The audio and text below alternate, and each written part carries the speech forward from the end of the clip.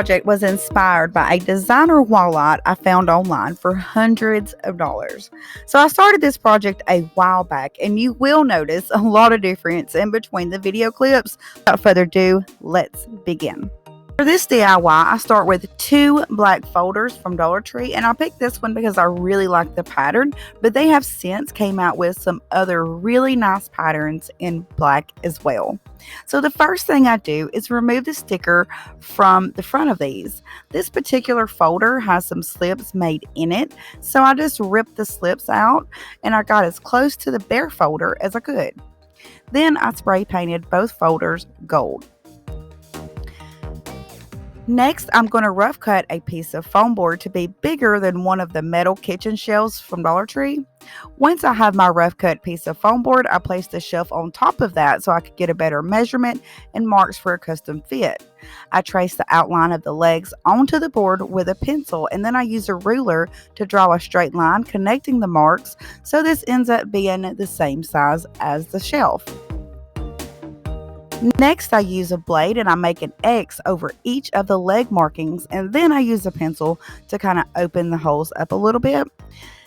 I didn't really like this next part, and I wouldn't do this unless I absolutely had to, but because the edge of my foam board had previously lifted, I decided to go ahead and just pull that paper backing on up, and that's why the raw foam is exposed. So the texture is a lot different than yours will be, and I just want you to know why.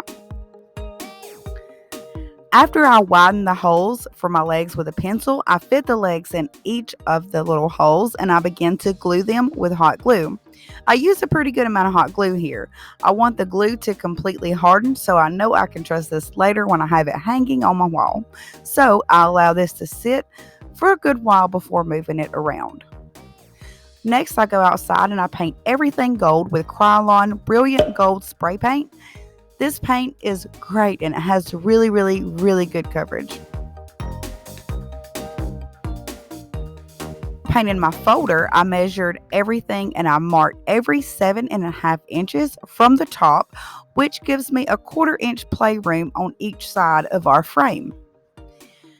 I just made a tiny little mark every 7.5 inches, like I said, from the top, but every so often, and then I used a ruler to connect those dots. I drew that line and then I cut it out.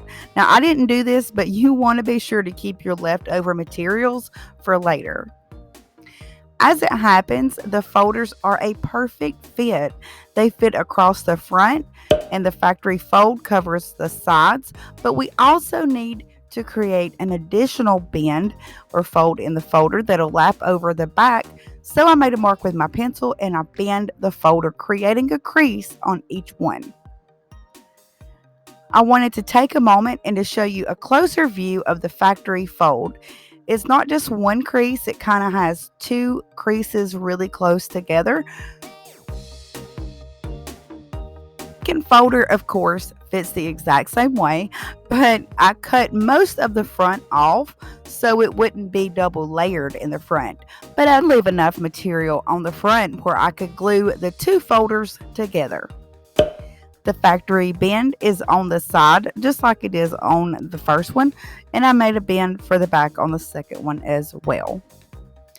I use a strong clear adhesive glue to bond the 2 folders together, and I let that dry. All my folders are glued together and I have the extra bends or creases so it laps over the back. I go back over those bends or creases a couple of more times with a solid object in my hand while applying a lot of pressure. It's when I'm really feeling the regret of tossing the excess materials I had from the folder in the trash. I wish I had at least just a little small strip to cover or fill in that gap in the back where the 2 folders don't quite come together, but I don't. Go ahead and I fold the back ends over the back foam board and I glue that down with hot glue.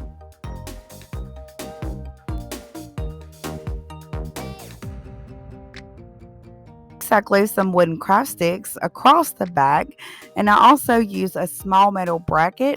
A small metal bracket came from one of the picture frames from Dollar Tree. So here is the fun part. After the craft sticks are glued on, I count 6 of the wire bars over from the front, where I just find the 2 center ones. And then I just snip the one end of the wires with my wire cutters. And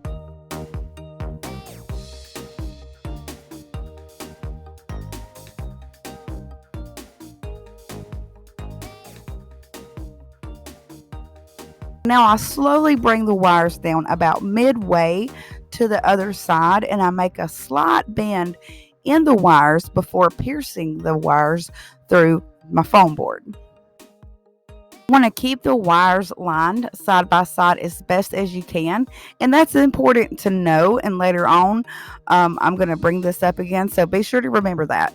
Then I add a good bit of glue to hold the wires in place, and I just hold it like several minutes while the glue begins to set up. Set a few heavy items on the top, and I just let that sit for several hours without moving it. In the meantime, I took some of the little toy bracelets from Dollar Tree in the kids section, and I painted those gold as well. But I found out you want to be sure you actually glue your bracelets together first, because I noticed that they do not stick together near as good if they are pre-painted. So I just cut the bracelets in half with wire cutters like you see here, and then I thread an uncut or a whole bracelet, and then a cut bracelet, and so on until I have my desired length. I ended up making 3 strands total. I thread all 3 strands on the same center bracelet, and these look really nice without doing anything else, but I decided to use a cut bracelet at the top of each strand and clamp the ones that are on the ends to the center bracelet, so it kind of spreads them out a little bit. And then I glue the bracelets in place on the front side and on the back side with a generous amount of glue.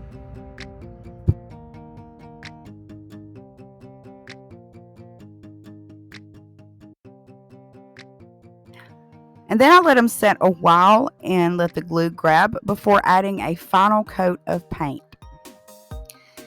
I decided to cover the inside of the foam board, like I mentioned, with some glitter and Mod Podge. The color I used may not appear to match perfect on camera, but in person, these colors match really, really well. So the glitter that I used, the color is called Champagne, and I also seal the glitter with a top coat of Mod Podge so the glitter doesn't shed. While that's drying, I get one of the LED push lights from Dollar Tree. I thought about it for a minute, and I decided to go with 2 lights, one shining up and one shining down. Now, to mount these lights, after I put batteries in the backs, I take one of the lights and I feed it through the gold bracelet. So the bracelet kind of makes like this oval shape, but it's really nice, tight, and it's a secure fit. So remember earlier when I said it's important to keep the wires lined up side by side? Well, here's why. I take the bracelet, and with the puck light in it, I go up from the bottom and through the 2 wires. I use a zip tie, which also came from Dollar Tree, and I secure the bottom light in place with a zip tie.